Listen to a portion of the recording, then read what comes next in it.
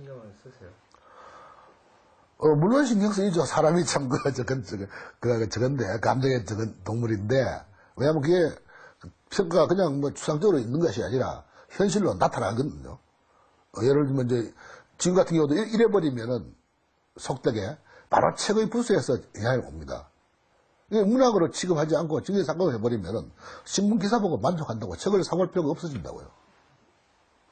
그게, 바로 저런 것에서 다 영향이 오고, 바로 삶 자체가 궁핍해지고 외로워져 버립니다. 그런데 그 세상이 따돌리기 시작하면은.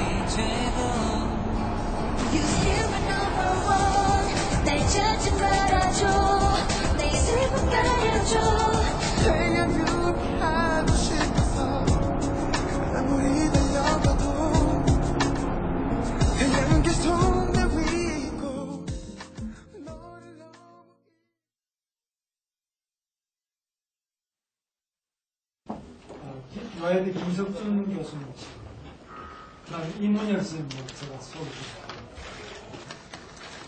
공모에 1월 3일부터 바로 공모에 가는 것입니다. 신청서 직접. 그때 우리 사회가 소위 말하는 보수 혹은 자유민주주의적 가치 이런 것들을 이탁한 정당은 한나라당밖에 없었습니다.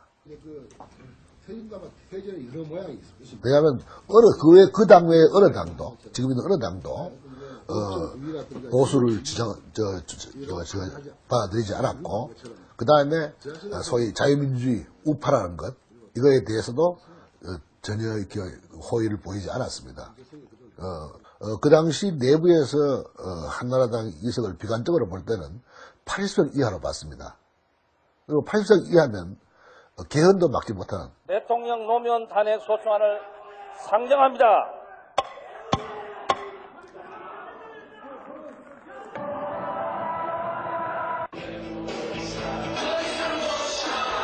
어쨌든 개헌을 제시할 수 있는 선은 한나라당이 가져야 한다라고 생각을 했어요.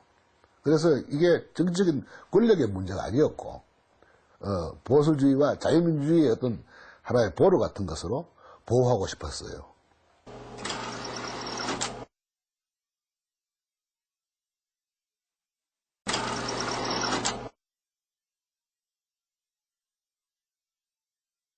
예? 후회는 없어요? 예, 그 사람이라가 전부 다 자기 머리에 고집이 있습니다. 내가 한 거에 대해서 자만딱하고 싶지 않은 게 있죠. 그것도 있겠지만은 또 이런 것 나름대로 그때는 아마 또 그렇게 했어야 할 뭔가 필연이 있었을 것이다 라는 어떤 믿음 같은 것도 있고요. 다만 다시 그런 일이 있을 때 또 하겠느냐라고 물으면은 그건 좀 생각해 봐야 되겠습니다. 아마 좀 안 할 가능성도 많은데 다시 안 한다고 해서 꼭 후회한다고 말할 수는 없겠죠. 91년 2월 5일에 당 누구누구의 1억 원, 이와 같은 자금은 그동안의 여러 번의 계좌 변경을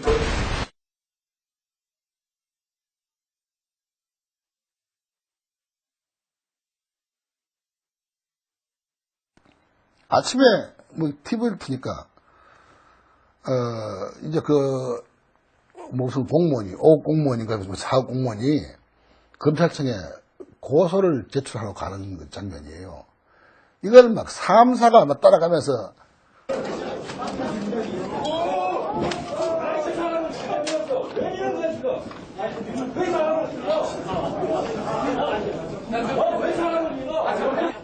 향후 조세범 처벌법 위반 사항이 발견되는 경우에는 세액 추징하거나 사직 당국에 특히 고발 조치하겠습니다.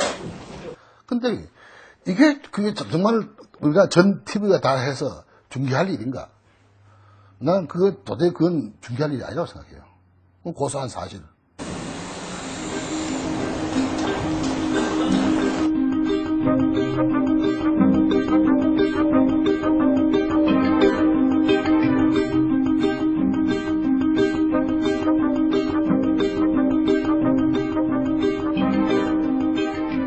누가 부탁한 게 아니라 내가 자발적으로 썼어요. 부탁한 게 아니라고. 그리고 말하지만 그 뒤에도 지금 쓰고 있는 문제가 되는 칼럼들, 그거 아마 그들이 부탁해 쓰는 것은 10개 중에 3개, 2개가 안 될 거예요. 3개도 안 돼. 2개도 밖에 안 될 거예요. 나머지는 내가 쓴 거예요. 그때까지 못 참아가지고.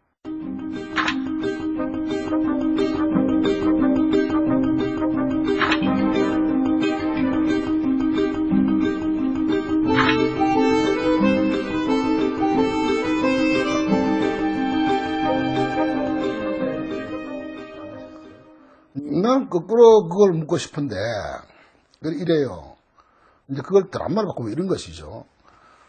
왜 독재 시절에 참 정성스러운 정권이 이렇게 통치할 때 그 불의와 어떤 부당함에 대해서는 말 안 하고 있다가 지금 와서 문민정부 됐는데 와서 왜 말하냐, 이제 이렇게, 그게 아마 제일 정확한 물음이 될 거예요. 지금 물음 바꾸면은.